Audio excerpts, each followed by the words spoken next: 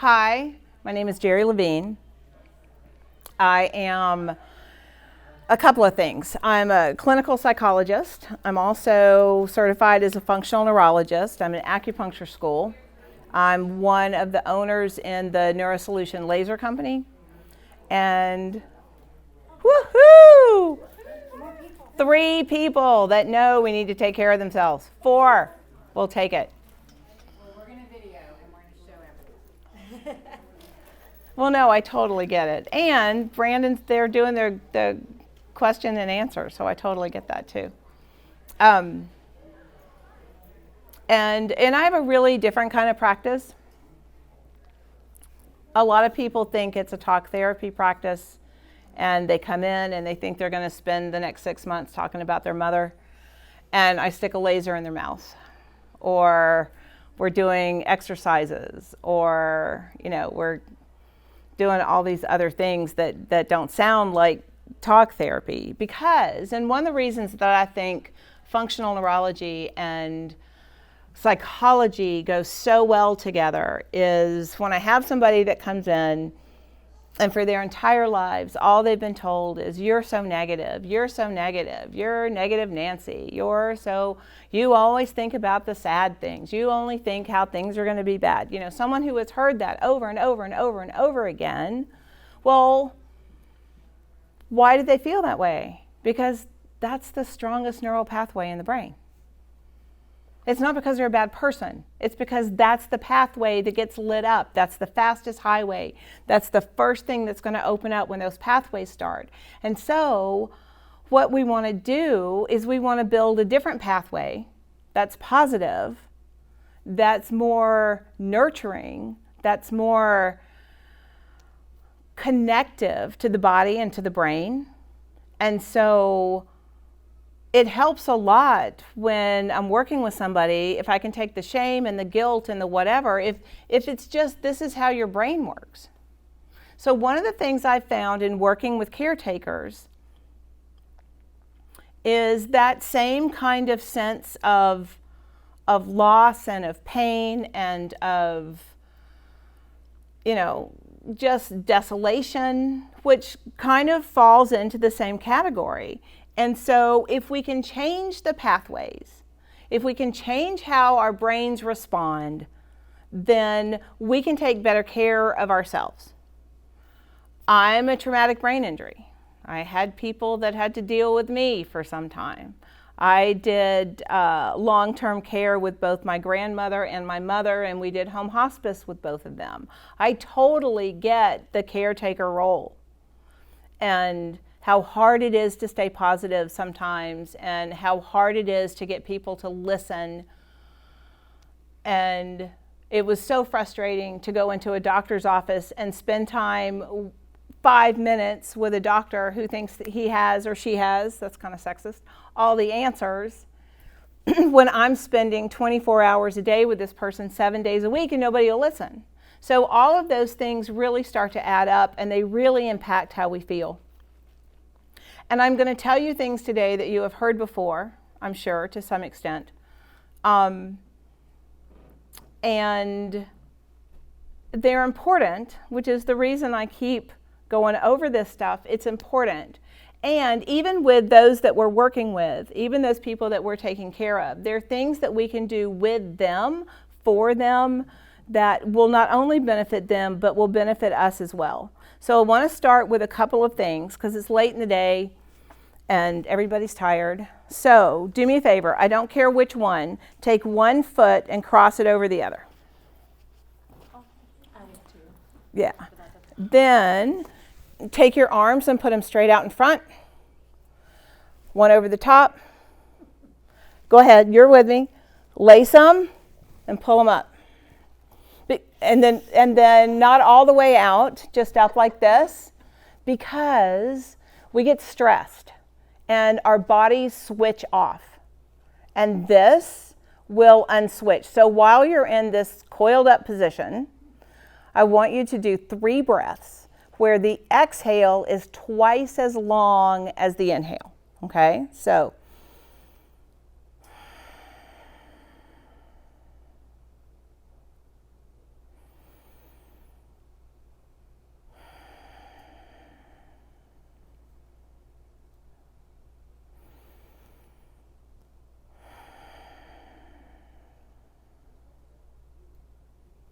All right, so when you finish your 3, unwrap.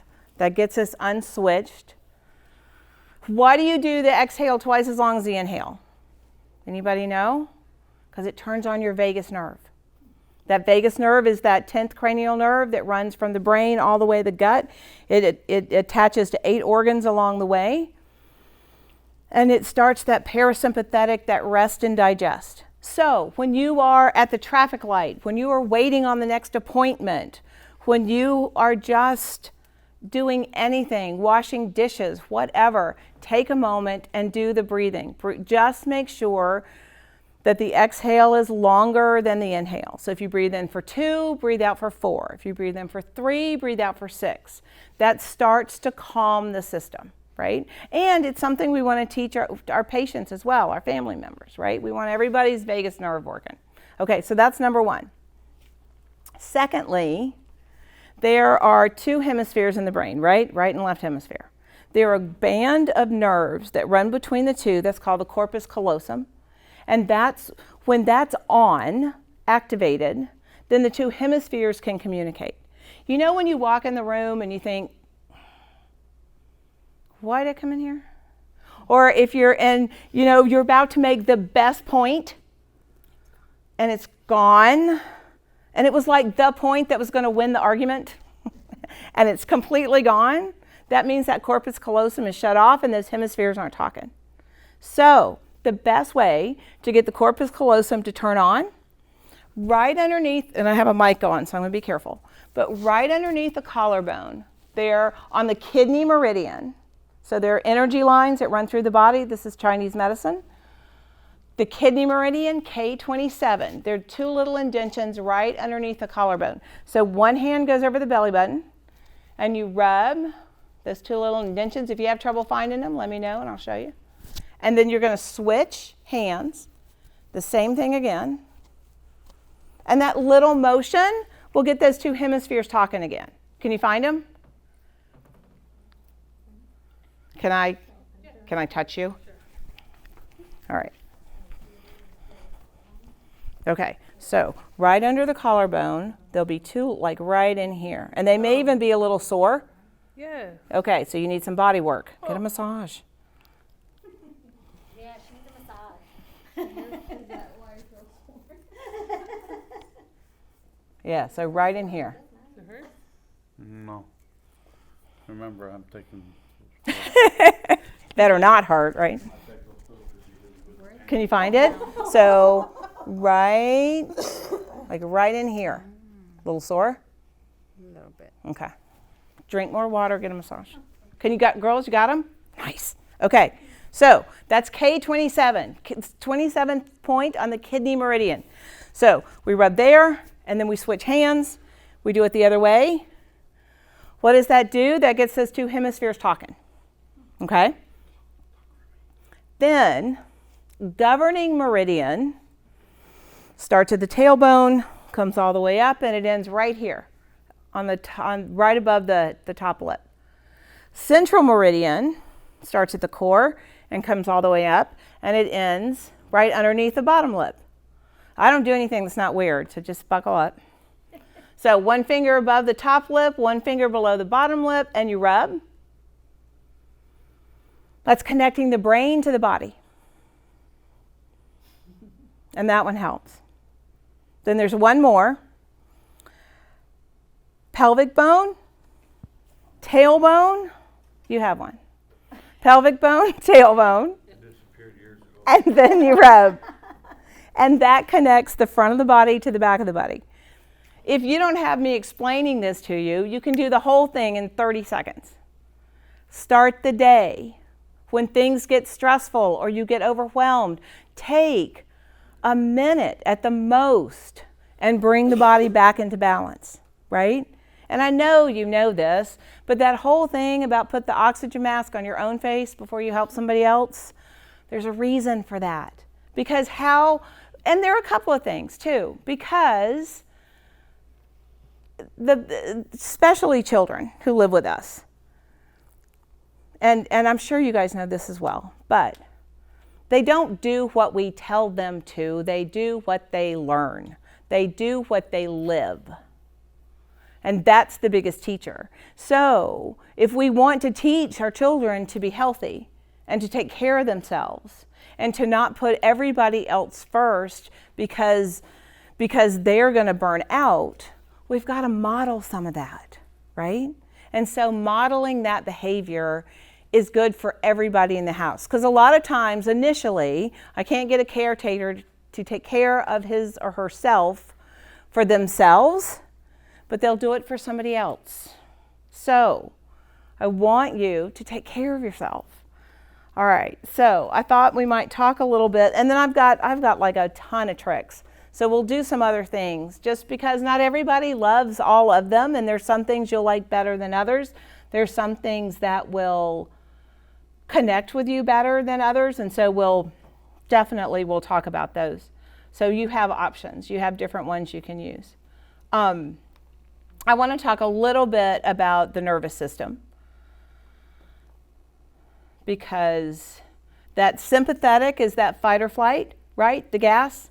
The parasympathetic is the rest and digest. And so we want more balance there, because I don't know a caretaker that doesn't spend all of their time in sympathetic overload, right? You guys are hypervigilant. You're always watching. What's the next thing? What's that sound? It's constant. It's a hard way for your system to live. So, wait, let me go back. Sorry, I hit the wrong button. Okay. So, brain chemistry is a little bit like a hurricane.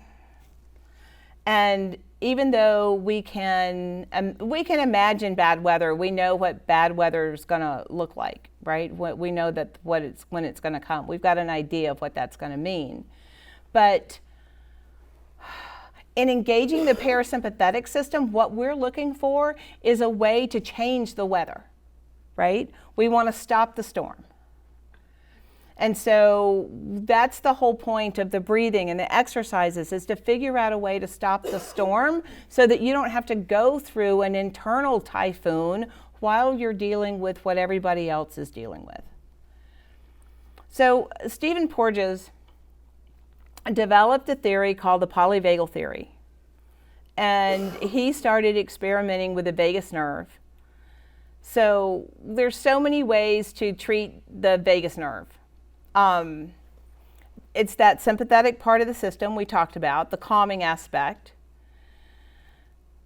And it balances the sympathetic activity. When we have too much dopamine, if you're looking at neurotransmitters, when we have too much dopamine, one of the ways we get the dopamine to calm down is we make more serotonin, right? If we have too much acetylcholine, we make more GABA. That's one of the ways you balance. So when there's too much sympathetic, then what we do is we make more parasympathetic. So another thing you can do, which is really helpful, so your carotid arteries are these big arteries that go down the neck, right? You know where they are. The vagus nerve runs right down beside those big arteries. So you can use vibration. If you have a Resimax, it has that nice little tong thing on the end of it, right? You can put one on each carotid artery and let it vibrate. That's going to stimulate the vagus nerve. If you have a $3 Walmart vibrator, I don't care, but you're going to run it up and down those carotid arteries. And that's going to start to calm the system. That's going to start to engage that vagus nerve. You'll get my information at the end of this, and if you guys email me, I will send you a whole list of vagal activities, because there's 1,000 different things you can do. So the other place, so after the 2 carotid arteries, there's a place about 2 inches above the belly button called the abdominal aorta, and that's another place you want to put that vibration, because that's going to hit the vagus nerve as well. Another good place for vibration stimulation is right where the sternum stops, right? You know, the ribs come up and there's kind of an apex right here. Right under that sternum that's where the vagus nerve comes into to this part of the body. And so that's another really good place for vibration. because that'll stimulate the vagus nerve as well. So those are just really easy ones. If you have a laser, you can laser in those same places. You can stem pod, you can sabo, you can put a TENS unit. Any of those are really good. And those will help. So before the polyvagal theory, our nervous system was pictured as a two-part antagonistic system. So he's taken that parasympathetic and he's broken it down. So he's identified a third type of response, which is the social engagement system. And that we're going to use to also just create some easier time. So fight, flight, so back in the day, they called it fight, flight, or freeze if you were in sympathetic overload. And now, what we realize is sympathetic is fight or flight. And that freeze is actually when your vagus system isn't working at all and you're just completely stuck. And so, it's dreaming, chasing bunnies in the field, yeah? I love it. I love it. It's been a long day. Right? So I just talked about this a little bit. That fight or flight, that's that response. If we get caught in the freeze or the faint, you ever seen, we have friends that were getting married and they went in for their blood test and the girl knows that she sees a needle and she faints. Right? So that's a back in the day, I didn't realize what it was. Now I could help her with it. That's a parasympathetic freeze response. It means the whole system just shuts down and she falls over. Well, she'd had blood taken a number of times before. She knew what was going to happen because it happens to her every time. And so she tells them ahead of time what's going to happen. They position her correctly so she doesn't fall out on the floor. She knows she's going to faint. They go through the motions. And when she went in for the blood test to get married, her fiance was with her. And when they were setting her up and getting ready to do it, he was just being a real smarty pants. And he was like, ooh, ow, ooh, ah, huh, all the stuff. So they finished her. Yes, she faints. They get her, they revive her. Everything's fine. And he gets up on the table. Well, karma is an interesting, sometimes it happens really quickly. And they put that needle in his arm to draw the blood and he passed out immediately. So, didn't know how to fall, landed on the floor. Takes 4 nurses to pick him up. I thought it was funny. So, but that's that freeze system that comes on, and we don't want to get caught in a situation where something completely unexpected happens and we need to be able to respond. We don't want to not be able to respond. And if we go into that freeze mode, we're stuck, whether if it's for a couple of seconds or it's for a longer amount of time, and we want to get that vagus nerve working where we don't have that, right? All right. So both branches of the vagus nerve will calm the body, but they do it in different ways.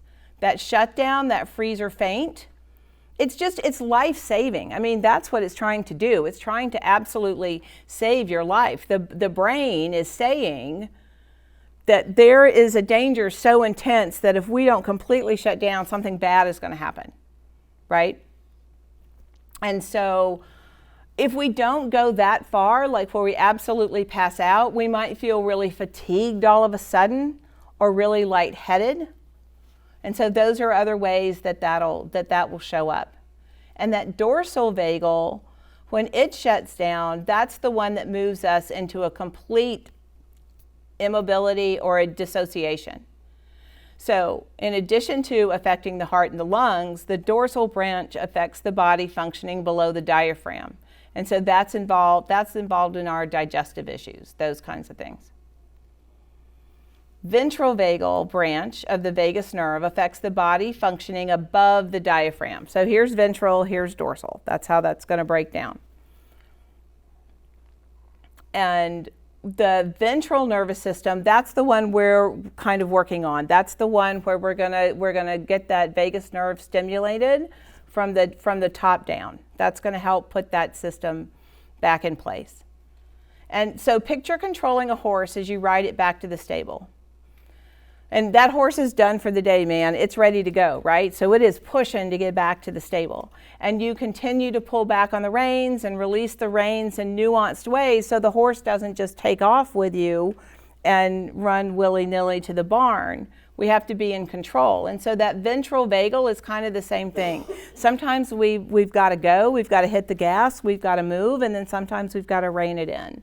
And it's nuanced. Like, we don't think about it until it's not working right, and then we think about it. So we want that system to work for us even when we're not thinking about it. The ventral vagal releases into activity. It takes milliseconds. And sympathetic activation actually takes seconds, which is long, which doesn't sound like a long time until you're dealing with milliseconds. So we do have, once we've trained the body what to do, we have that ability to keep from going into that sympathetic overload. So once the fight or flight chemical reactions have begun, it can take our bodies 10 to 20 minutes to return to the resting state it was in before it took off. So like sometimes something will happen and you get scared, that Moreau reflex comes out, and then afterwards it takes a while for your body to calm. We want to get things where that body comes down a lot faster. And the ventral vagal release into activity doesn't involve those kinds of chemical reactions. So we can make quicker adjustments between the activation and the calming, like the horse and the reins. If you go to a dog park, you'll see certain dogs that are afraid. That's a fight or flight behavior. And other dogs want to play. A play bow looks like, right? And so the signaling often takes the form that we humans hijacked for the downward facing dog pose in yoga. When a dog gives a signal, it cues a level of arousal that can be intense. However, this playful energy has a very different spirit than the high intensity of a fight or flight. And so it doesn't mean that there's not a lot of feeling or a lot of emotion or a lot of energy coming off, but it's not that intense, hypervigilant, fear kind of feeling. And as most are aware, triggers are essentially cues of danger or agents that can disrupt our mental stability. We get them because of trauma, negative previous experiences, because we talked in an earlier thing today about the amygdala gets a lot of flack. But it's your alarm system, it's your support system in a lot of ways. And it's always taking information in, it's always cataloging information. So a certain smell or a sound, for the most recent brain injury, which was about 8 years ago, I was in a car accident. The seatbelt didn't hold, the airbag didn't deploy, and so I went through the windshield. So they got me all stitched up and stapled back together and all those kinds of things. And maybe 6-8 weeks later, I was driving for the first long distance that I had driven. Before that, it had just been maybe to the store and back to the house, really short things. And I was going to see patients in Orlando, and I live in Atlanta. I had driven to Orlando for this trip because I had other places in Florida I had to go. It was just easier to drive than plane to plane to plane. And I drove in the day, and I'm thinking, oh, I'm over this. I'm okay. Because I'm always looking at the emotional stuff. That's my job. And I'm like, okay, I'm all right with this. I've worked through the trauma from the accident. Everything's great. I get down there, check in, see a couple of patients. Now I'm going to go on to so I work that day, I work the whole next day, and then that night I'm going to drive down Sarasota because I've got more people to see down there. I get in the car and we get on the highway. Well, it's spring break and it's biker week and it's the Strawberry Festival. So everybody and their cousin is in a car on the highway, and I get up to where traffic is kind of stopped because everybody's just there, and there are all these brake lights. I had no idea brake lights at night were going to be a trigger. I lost my whole mind. It was like a full-blown panic attack. It was amazing. Like to be doing it and also observing it all at the same time, right? It was crazy. So these triggers can come up anywhere. And if we're dealing with the trauma of a loved one, not our own specific trauma, the triggers are just as strong. And so we want to be just really aware of what those are. I'm not a big fan of desensitization. I'm a bigger fan of using like applied kinesiology and just removing that energy from where it stores in the body. And so I use a lot of muscle testing and kinesiology and meridians to kind of unlock that stuff and move it on out. So those triggers, we can release them. And there's something else that I want you to start paying attention to. It's like the opposite of triggers. They're called glimmers. And they're cues of safety or agents that bring us back to calm. When things start to get out of control, think about your favorite place. If it's on the beach, or it's in the mountains, or if it's in your grandma's kitchen when you were 4, or wherever. Just go there for just that moment. Go to that place. Find that sense of peace, the thing that draws you there in the first place. Find somewhere that is peaceful and you feel secure and you feel protected and you feel connected. My grandfather is a Methodist minister in the North Alabama Conference. And so in the Methodist church, you are sent to certain churches for certain lengths of time. It's not, you don't get in a church and they stay until they kick you out kind of thing, right? Every 4 or 5 years, he would move to a different church. And my brother and I loved to stay with them because we would go down and play church, right? And my brother was always the minister, which I'm the one that does more public speaking. I should have gotten to be the minister part of the time. And I would have to do the collection plate. And of course, he'd let me get all the way down to the front and he'd be like, hey, you missed that guy in the back, and stuff like that. But it was such a fun time, and we were safe and we were loved. And I can still see 2 or 3 of those tiny little North Alabama churches where we were. And when it gets really rough, that's one of the first places I go, back to one of those settings. And I can see my little 8-year-old brother up there just giving it what for, and me running around with a collection plate. And that will bring me back out of, what am I going to do? How am I going to fix this? What's going to happen, right? Those little glimmers will help. You can also do it with a pet. Think about how much, her name? Johnny His. That's awesome. So you think about how much you love that animal, right? And when we think about how much we love another person, or we love a pet, or we love a place, that automatically starts to reduce the stress in the body. And there are days that if you just have a couple of moments of peace, it does more than you think it does. And the worse the day, the more we need these.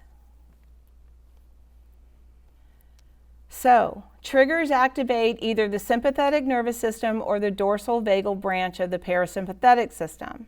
So those traumas get trapped in us. And then we wind up in a deeper hypervigilant state, and our freeze response is activated and we shut down. So what we want to do is we want to find those ways to get out of that. And glimmers are guided by our ventral vagal system, and they make us feel safe, connected. So start using those. And the thing I like about these the most is that when you use these glimmers, remember how in the beginning we talked about building a better network? We talked about a new neural pathway that's positive. This is how we build it. By using that ventral vagal system, by activating the vagus nerve, by using those glimmers, going to those places where we feel safe and loved, secure, and at ease. Those help build that new pathway. Dorsal vagal will be activated by feelings of unwanted. Sympathetic when we're feeling disrespected. The ventral is feeling seen, feeling heard, feeling appreciated. Another thing you can do, I can't remember if it's in here or not, I don't think it is. Another thing too is you cannot be in overwhelm and gratitude at the same time. It is neurologically impossible. So start thinking about those places that you feel comfortable, that you feel taken care of, that you feel appreciated, and the things that you are appreciative of. The people that make it worthwhile, the situations, the opportunities. The more we can stay in gratitude, the more we can stay out of that fight or flight. We can stay out of that freeze response. We can balance out our emotions. We can learn to stay in a more positive place. We can build that neural pathway, which is going to be much more positive. I want your first response to traumas, little ones and the big ones, to be, we can do this. We can handle this. We can take care of this. And the stronger that system is, the easier that's going to be to do. Oh, and I don't have a slide in here with my information. So hold on. Give me 2 seconds and I'll just make one. How about that?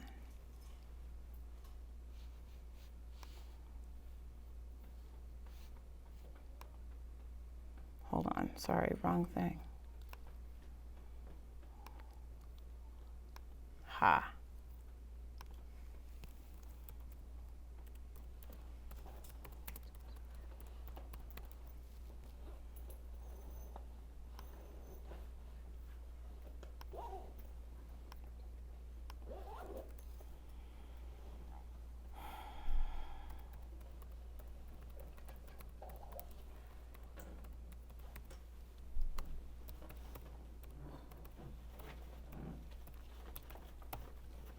Okay. Current slide. Ah, there I am. So you can send me an email from efficientbrain.com. You can call me at 678-886-5996. If I don't answer, it's because I'm doing something like this or I'm with a patient. I am all over the place. One other thing. When do we finish? Okay. All right. We may not go quite that far, but one other thing that that I want to tell you about that I think is really interesting. I did a talk earlier on live blood analysis. So I love it. If you come back to our room over here, you'll see the microscope. And while for insurance purposes, I can't take anybody's blood here, we've got some on slides and you can kind of see some of the stuff that's going on because it's really cool. You can see mold, you can see viruses, you can see parasites. Yes, we all have them. And it's a full moon this weekend, so haha. You can see whether or not you have enough vitamin D, what the relationship between the red blood cells and the white blood cells are, if there's Lyme, all kinds of things. Liver stress, all kinds of things. So that's the live blood. The other part of what we do is called dried blood. And you take a slide and you do 7 different drops of blood on that slide. And just for math's sake, let's say that I'm 70 years old, which I am not. And those 7 drops would be 10 years apiece. So the first drop, or the biggest drop's the most recent. So that would be 60 to 70, 50 to 60, for you guys with me, see how this goes, all the way back to utero. And it's awesome because in that dried blood, not only can you see the vitamin ring and how well somebody's dealing with their supplements or how well their bodies are accepting, you can see the lymphatics, you can see whether or not your lymph system's working, you can see lung, you can see head injuries, spinal cord injuries, adrenal stress, liver issues, I mean, everything. And you can also see the emotional stuff. And it's so cool to be able to see what's going on in the body and what it's been like at different points in somebody's life. And so when I have done live blood with caretakers and done that dried blood so many times during the time of the trauma that family has gone through, it'll show up in that caretaker's blood. Definitely it'll show up in the person who went through the trauma themselves, but it'll show up in that mom's blood or dad's blood or sister or brother. I mean, it's really cool. It's the most amazing thing. So I have a practice in Atlanta where we do that. I'm also now in Dr. Crawford's office 2 weeks a month, or at least part of 2 weeks a month here in Austin. And we do that. We'll be doing that there as well, along with some of the other things that we're working on. So it's nice. It's just one more way to kind of show, oh, here's where I am, here's what's going on, here's how it all kinds of stacks up, and what is it I can work on, what is it I can shift, how can I pull myself, put myself in a better situation, how can I be more balanced. It's another nice way to look at it. So if you get a chance, come by. We're in room 100. We'll be there all day tomorrow. And you can kind of get an idea of what the blood looks like and different things that happen in it. It's really fun to kind of play with. It's just another tool, right, of how to figure out how to get me to the best me I can be.